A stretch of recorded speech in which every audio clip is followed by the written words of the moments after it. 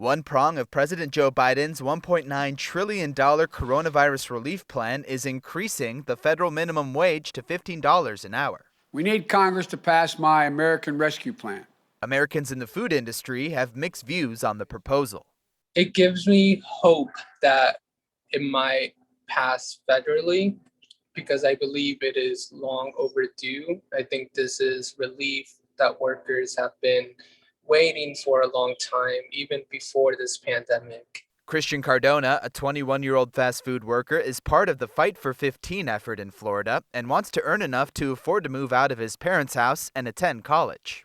Earning a living wage would mean for a lot of us that we don't have to live paycheck to paycheck just to make it. Maybe we'll have time to make some art or just live our lives or raise children or take care of our loved ones or just like get a hobby, like have some free time, because life is not just about working full time, making your boss $1 while you make a penny. More than 100,000 U.S. restaurants have already shut down since the pandemic began, according to the National Restaurant Association. And critics argue now is not the time for a hefty wage increase. I am in favor of increasing the minimum wage. I'm not in favor of increasing it right now until we are completely, from an economic perspective, out of the pandemic, especially for the restaurant industry, because we've been hit so hard and very little support has come our way.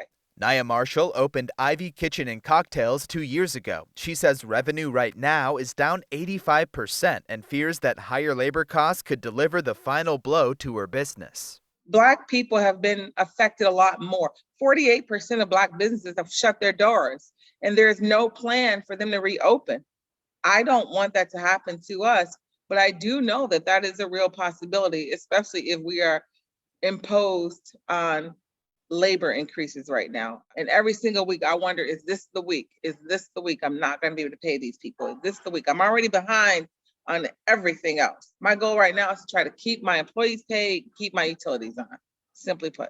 The first one is the economic relief related to COVID-19 pandemic. The fate of Biden's minimum wage proposal remains hazy and faces an uphill battle in Congress to remain on the massive COVID-19 rescue package. Regardless of the outcome, both Marshall and Cardona plan to keep pushing for economic solutions they feel help average Americans. I am a huge advocate for the restaurant bailout that the Independent Restaurant Coalition is asking for.